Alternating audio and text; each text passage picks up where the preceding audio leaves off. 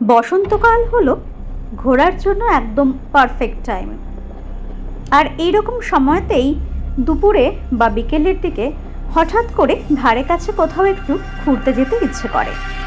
তেমনই একদিন আমরাও বেরিয়ে পড়েছিলাম কাছাকাছি নিউ টাউনে। কোথায় এসেছি আজ নিউ টাউনের রাম মন্দিরে। ওই যে দূরে দেখা যাচ্ছে বিশাল উঁচু, ওটাই হনুমান স্ট্যাচু।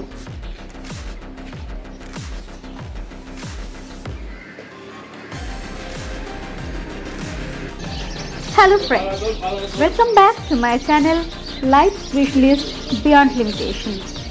আমি সুচন্দা আপনাদের সকলকে আরও একবার স্বাগত জানাচ্ছি আজকের ছোট্ট এপিসোডে।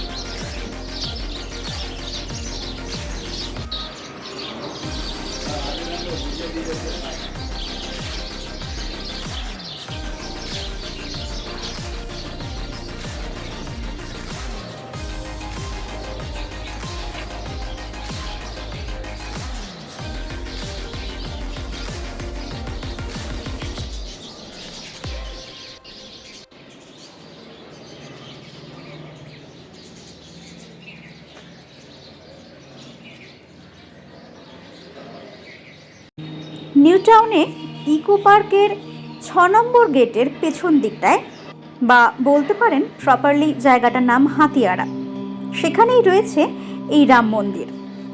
নামটা রাম মন্দির হলেও এখানে কিন্তু আরও নানান দেবদেবী রয়েছেন।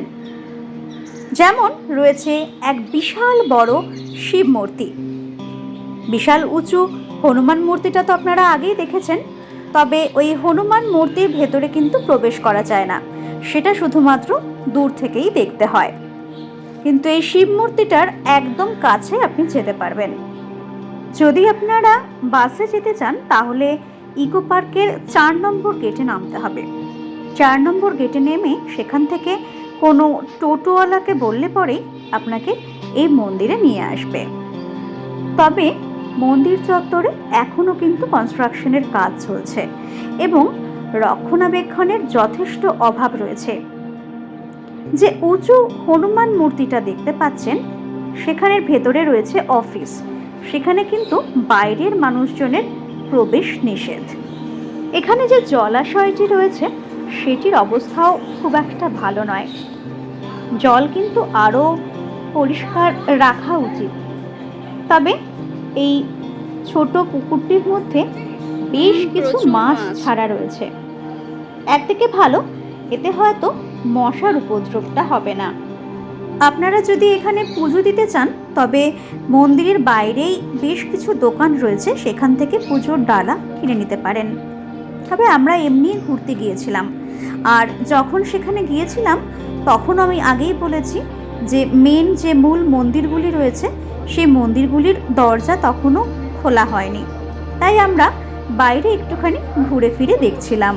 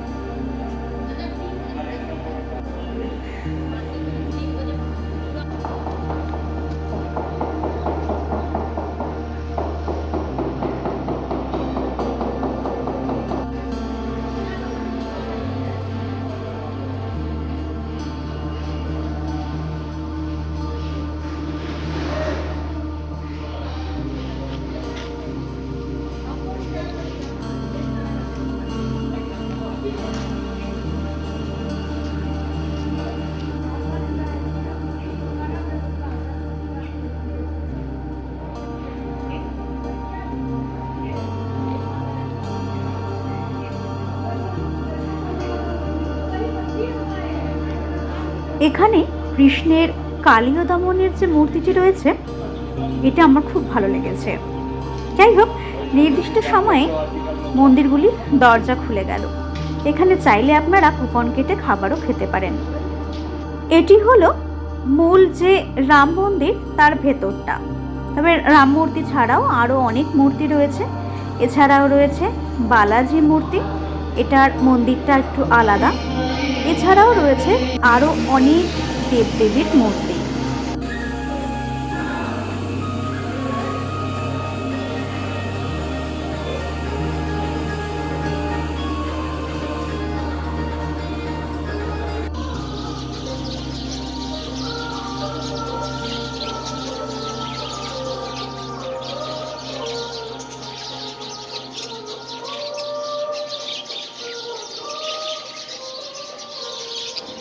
দর্শন করে আমরা এবার এখান থেকে বেরিয়ে যাচ্ছি। আমাদের আরও একটি মন্দিরে যাওয়ার কথা আছে। চলুন এবার নিউ টাউনের দিক থেকে একটু ভিড় ভাড়াক্রান্ত দিকে যাওয়া যাক। এখন আমরা চলে যাচ্ছি খিদিরপুরের দিকে। আচ্ছা বলুন তো, ওখানে কোন মন্দিরে যাচ্ছি আমরা? একটু ভাবুন, ভাবতে থাকুন, ততক্ষণে আমরা একটু রাস্তার মজাটা উপভোগ করে নিই।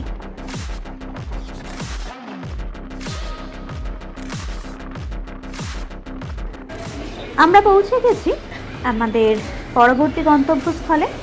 হ্যাঁ, ঠিকই ধরেছেন, চলে এসেছি এখন খিদিরপুরের জগন্নাথ মন্দিরে। বলা হয় এই জগন্নাথ মন্দিরের যে গঠন সেটা নাকি একেবারেই পুরীর জগন্নাথ মন্দিরের আদলে তৈরি করা। চলুন তাহলে এখানে আমরা আবার একটুখানি পুজোও দেব, তাই আগে দেখি এখানে পুজো দেওয়ার কি ব্যবস্থা রয়েছে।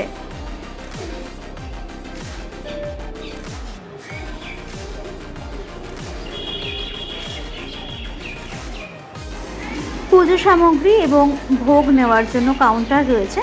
এখানে আবার মহাপ্রসাদও পাওয়া যায়, কিন্তু আমরা যেহেতু বিকেলের দিকে গিয়েছিলাম তাই তখন কুপন অ্যাভেলেবল ছিল না। আগেই যে ঘিয়ের প্রদীপটা নিয়েছিলাম সেই প্রদীপটা জ্বালিয়ে দিলাম এবং ধূপকাঠিগুলো জ্বালিয়ে নিলাম। এরপর গেলাম মূল মন্দিরে।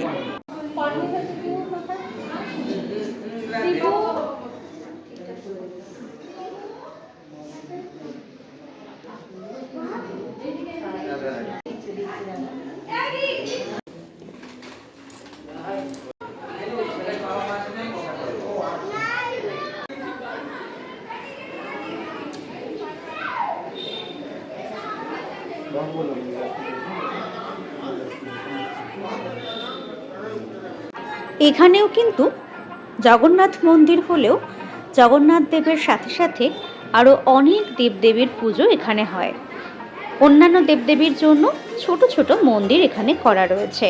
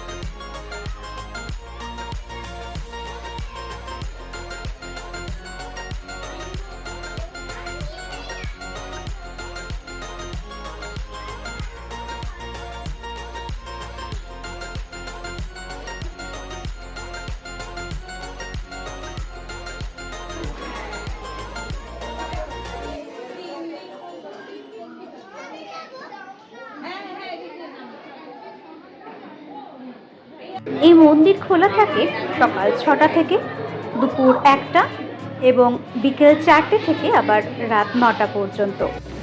এখানে দু ধরনের আরতি হয়, একটা সকাল 5:30টার সময় মঙ্গল আরতি, আর সন্ধ্যাবেলায় মানে সন্ধ্যা আরতি হয় বিকেলবেলায় 5:30টায়। এই মন্দিরটি খিদিরপুর ট্রাম ডিপোর কাছে ইস্ট ইয়ার্ড কলকাতা পোর্ট ট্রাস্টের কাছেই অবস্থিত।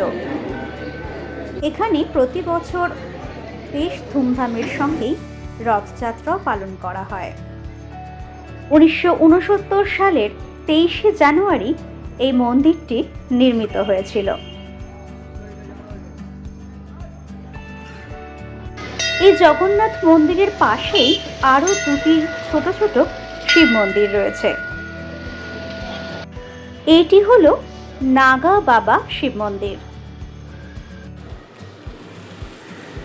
এর পাশেই রয়েছে আরও একটি বেশ বড় মন্দির, সেটাও শিব মন্দিরই, তবে শুধুমাত্র শিবলিঙ্গই নয়, প্রত্যেকটি মন্দিরেই শিবলিঙ্গের সাথে সাথে অন্যান্য নানান দেবদেবীর পুজো হয়।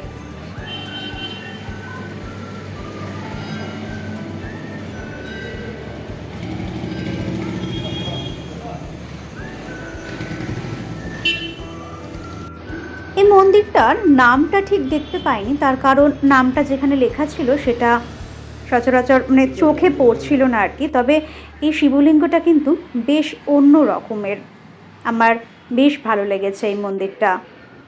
সব মিলিয়ে বিকেলটা কিন্তু দারুণ কেটেছিল। আপনারাও এরকম করেন নাকি? মাঝে মধ্যে এরকম একটু ঘুরতে বেড়াতে ইচ্ছে হলে হঠাৎ করে রাস্তায় বেরিয়ে পড়া? আমি তো প্রায়ই করি, আমার বেশ ভালো লাগে। দেখা হবে আবার পরবর্তী পর্বে। ধন্যবাদ।